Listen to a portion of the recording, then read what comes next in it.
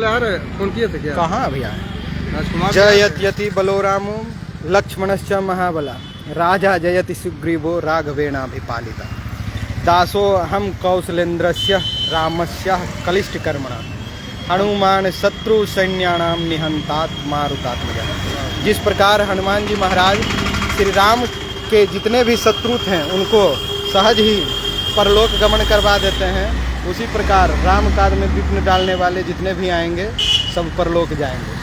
उसके लिए निश्चिंत रहिए। देख लीजिए एक राम भक्त आ गए हैं, जय श्री राम बोल रहे हैं। और अभी हम सभी राम भक्तों द्वारा, रामनगर के राम भक्तों द्वारा कुछ कार्यक्रम किया जा रहा है। इस कार्यक्रम को हम चाहेंगे कि हमारे जितने भी राम भक्त हैं ऑनलाइन वो देखें। और देख लीजिए यहाँ पर कार्यक्रम यह है कि किस प्रकार से राम ध्वज का स्थापना सड़क के किनारे किया जा रहा है। और यह राम ध्वज जितना दूर यह सड़क नज़र आएगा उतना दूर तक स्थापित किया जाएगा। और इसका प्रयोग हम लोग राम जी के चरणों में भक्ति के द्वारा, इस पर भक्ति भाव के द्वारा प्रस्तुत करना चाह रहे हैं। इधर भी देखिए ध्वजा का रोपण किया जा रहा है और ग्राम भक्त सब लगे हुए हैं आगे ध्वजा का रोपण करने में। इसको हम दिखा रहे हैं आप लोगों को। जय श्री राम। और आप लोग समस्त देशवासी के जितने भी राम भक्त हैं सभी को जय श्री राम। और आप लोगों से एक विनती है कि इस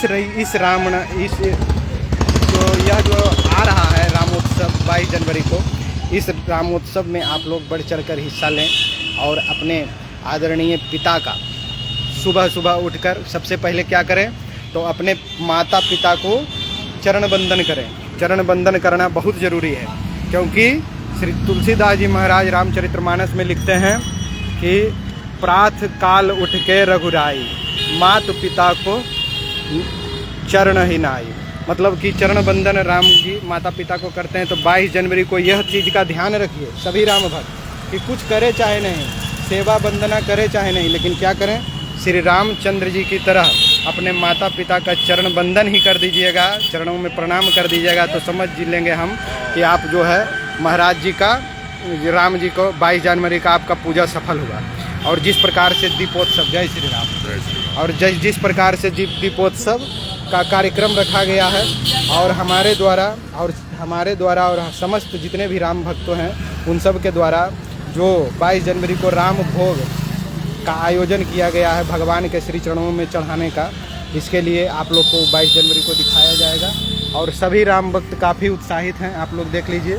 और इनके द्वारा किया गया कार्य, नल नील के द्वारा किया गया कार्य हमको अनुभूति करा रहा है। इनके अंदर जो उत्साह है वो हनुमान जी जैसा उत्साह नज़र आ रहा है। क्योंकि श्री तुलसीदास जी महाराज अपने एक छंद में लिखते हैं, भाव का भूखा हूँ मैं बस भाव ही एक सार है, भाव से मुझको भजे तो भव से बेड़ा पार है, अन्न धन और वस्त्र भूषण कुछ न मुझको चाहिए, आप हो जाऊं बेरा बस पूर्ण यह सत्कार है, भाव बिन सुना पुकारे मैं कभी सुनता नहीं, भाव की एक टेक ही करती मुझे लाचार, भाव से सब कुछ भी दे तो मैं कभी लेता नहीं, भाव से एक फूल भी दे तो मुझे स्वीकार है, जो कोई भी भाव से आता है मेरी शरण में, तेरे और उसके हृदय का एक रहता तार है। तो भगवान जो है भाव से प्रेरित हैं। तो जितने भी राम भक्त हैं हम उनके चरणारविंद में नतमस्तक होकर ये एक ही चीज़ कहना चाहेंगे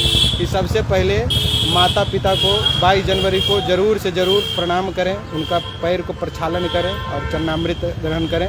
और सभी हिंदू जो भी हैं वो राम मंदिर अयोध्या तो पहुंच नहीं सकते हैं, तो जितना भी जहाँ भी राम है वही राम है, क्योंकि भगवान कहीं दूसरा नहीं है। जा सुप्रबल माया सब शिव बिरंच बड़ छोट, ताही दिखावो निश्चर निज माया मति खोट।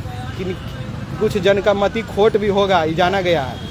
तुलसीदास जी महाराज लिख रहे हैं मति खोट जिनका रहेगा उपद्र करेंगे, लेकिन हमको उन लोग पर नहीं ध्यान देना है। हम लोग को सज्जनता का परिचय देना है और भगवान के चरणों में अपना सेवा, प्रेम और आराधना और ध्यान अर्पित करना है। और इससे सभी राम भक्तों की पुण्य की प्राप्ति होगी। और जिस 84 सेकंड का वर्णन हम अपने अगले वीडियो में आप लोगों से कर चुके हैं कि 84 सेकंड ही शुभ मुहूर्त है, जिस समय हमारे आचार्यों और धर्मनिष्ठ वैदिज्ञों और ज्योतिषाचार्यों के द्वारा और जितने भी आचार्यगण अभी अयोध्या धाम वैकुंठ तुल्य अयोध्या धाम में प्रस्तुत हैं, उन लोगों के द्वारा जितना भी 84 सेकंड में रामलला का दिव्य छवि और कैसा छवि है, 8 वर्ष के बालक का छवि को वहाँ अयोध्या धाम में स्थापित किया जा रहा है। 8 वर्ष के बालक मंद मुंद मुस्कान लिए, हाथ में लिए, हो गया, इतना ही समय लगेगा।